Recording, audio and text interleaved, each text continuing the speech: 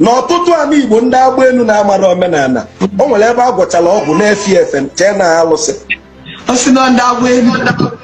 mụ kwuru o nwere ọtụtụ ebe gwọchara ọgwụ weli ya na-efe efe chee na alụsị ọ bụrụ ya bụ alụsị mma akọwalụ gị ife bụ alụsị. 1 alụsị nwere nsọ. alụsị adịghị egbu onye aka ya dị ọcha. alụsị is an ordinance of justice, and I will explain this using land as an example. Eze akụ ifuru etu alili don dị nye 10 million naira kwụnyere 10 million na akaụntụ si alesimana olie dị ego mgba ya ntụọ ya na alụsị egbuo m. ịma nwaanyị bụ ana, nwaanyị ada ekpe ikpe ana, nwaanyị ada adị n'ana maka na aja ana bụ nwaanyị. In Igbo cosmology, the 9th month, yes, nwaanyị bụ nwana.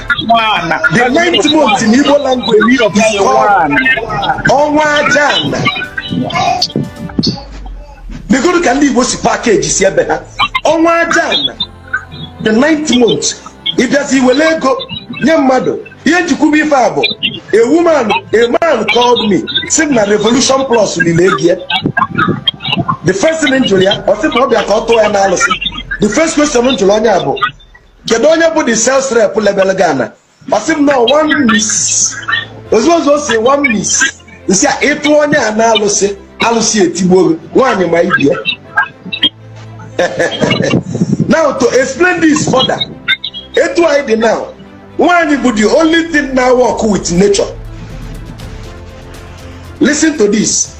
It takes the moon 28 days to revolve around the earth. True or false? Yeah. With respect to balance hormone, every woman is now phones here in 28 days. You're right. But due to hormonal imbalance, or maybe plus or minus 2, some people have a 26-day cycle, some people have a 27-day cycle, some people have a 30-day cycle, some people have a 29. Due to nonsense, I need to know.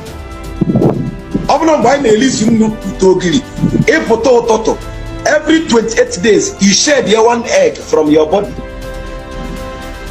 because Nibo will 13 calendar months, not 12. If you press 28 times 13 in your calculator, only get 364 days. Or for the 1 day go with 365 abi. That 1 day can be one about our paleo. The ancient Sumeria now we are Easter.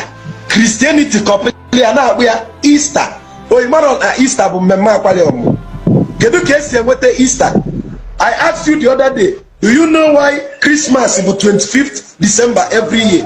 Man, Easter is the same date. Man, Easter season the day equal. Equinox. That is the day akwali omumu ji eme. Mgbe aka mmụọ na-enye nwa ji apụta n'ala Igbo. Ụmụaka niile nọ n'ụgaga pụta dị ọnụ ukwu ụdala bụ ụmụ dị mmụọ nwaanyị na-atụ ime aje yọrọ nwa. Ndị okenye wee nọ ụwa, ndị ichie na ndị ezumezu na ụmụada wee nọchite ụwa. Akwali ọmụmụ.